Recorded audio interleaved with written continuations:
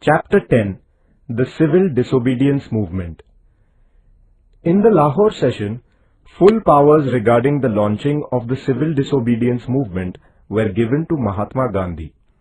Before launching the movement, Gandhiji put forward various demands such as abolition of salt tax, prohibition of liquor, and end of the monopoly right of the government to manufacture salt.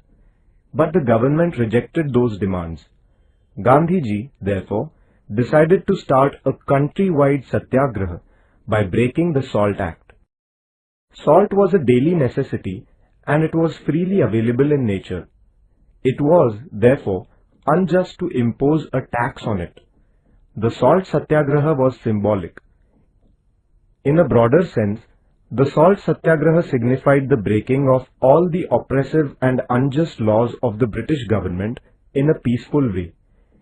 The civil disobedience movement included picketing liquor shops and shops selling foreign cloth, as also conducting a no-tax campaign.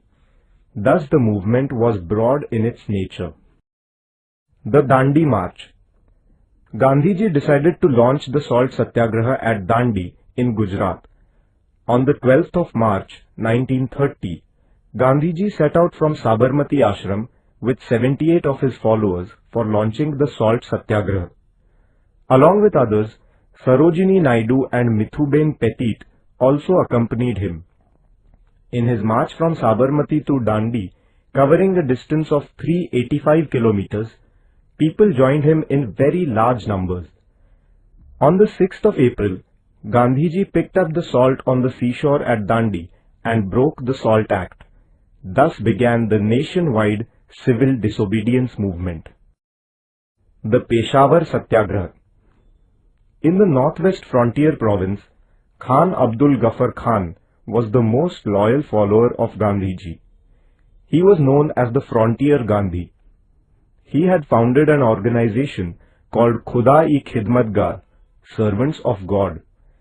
He began a satyagraha at Peshawar on 23 April 1930.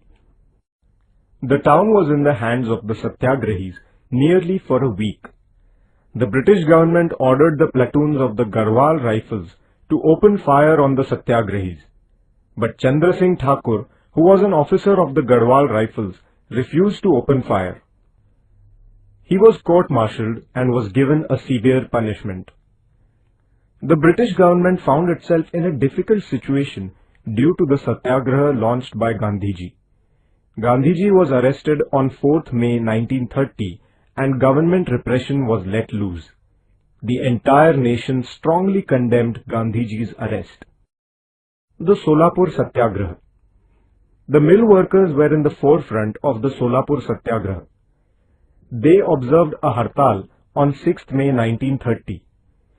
Police stations, courts, the railway station and municipal buildings were attacked. It was practically people who ruled Solapur. At last, the government called in the army. Martial law was imposed and thus the movement in Solapur was suppressed. Malappa Dhanshetty, Shri Krishna Sarda, Kurban Hussain and Jagannath Shinde were hanged for their participation in the Satyagraha. Dharasana Satyagraha.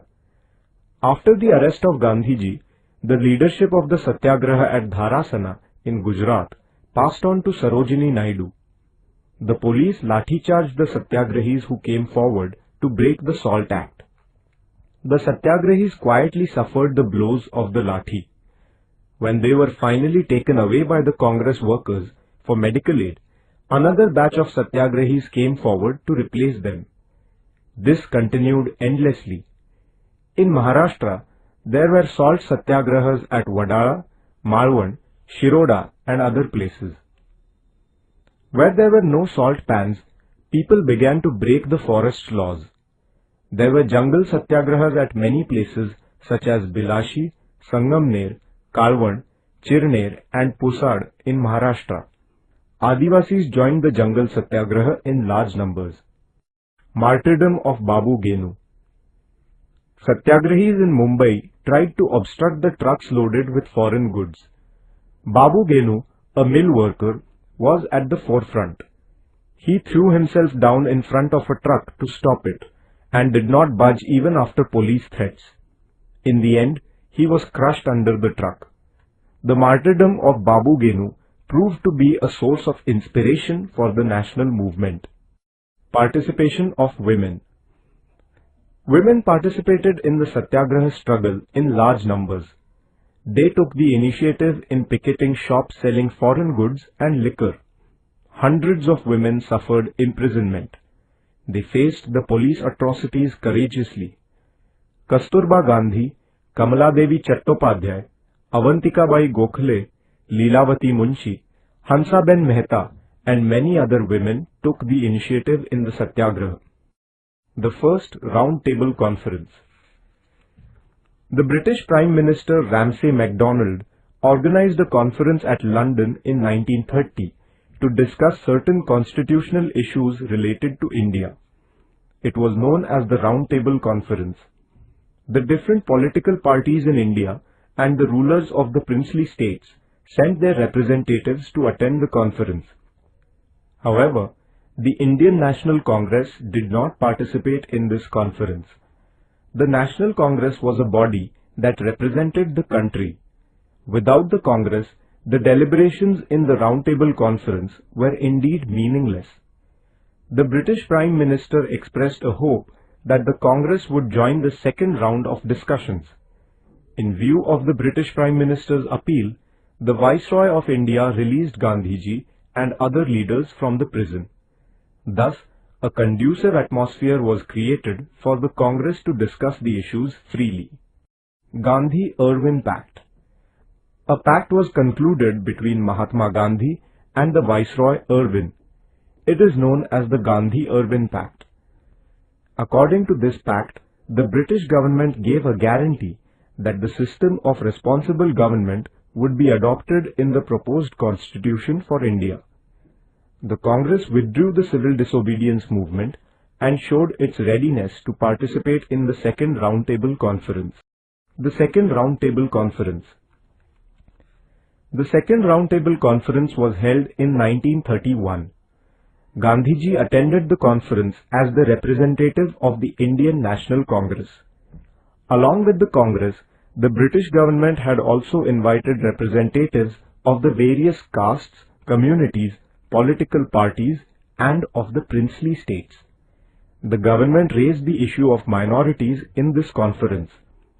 There were differences of opinion among the representatives on this issue as also on the nature of the federal constitution. Gandhiji tried to secure a consensus, but his efforts proved to be futile. Therefore, Gandhiji returned to India disappointed. The Third Round Table Conference. The Third Round Table Conference was convened in 1932, but the Congress boycotted it. Therefore, this conference also proved to be meaningless. The Pune Pact. Dr. Babasaheb Ambedkar had represented the Dalits in the Round Table Conferences. There he had demanded separate electorates for the Dalits. After the Second Round Table Conference, the British Prime Minister Ramsay MacDonald declared the communal award.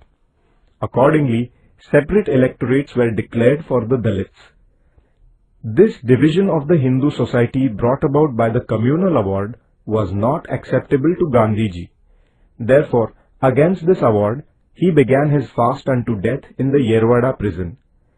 The leaders of the Indian National Congress appealed to Dr. Babasaheb Ambedkar to reconsider his demand. In the interest of the nation, Dr. Babasaheb Ambedkar accepted this request. A pact was concluded between Dr. Babasaheb Ambedkar and Mahatma Gandhi at Pune in 1932.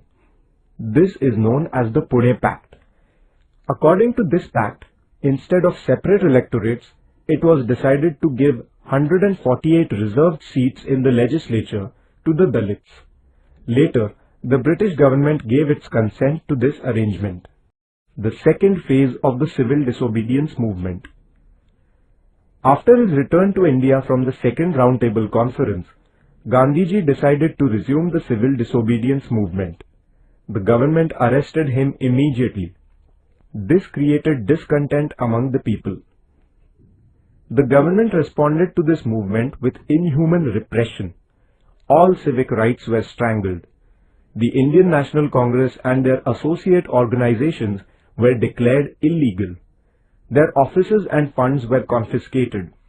The nationalist press and literature were kept under strict surveillance.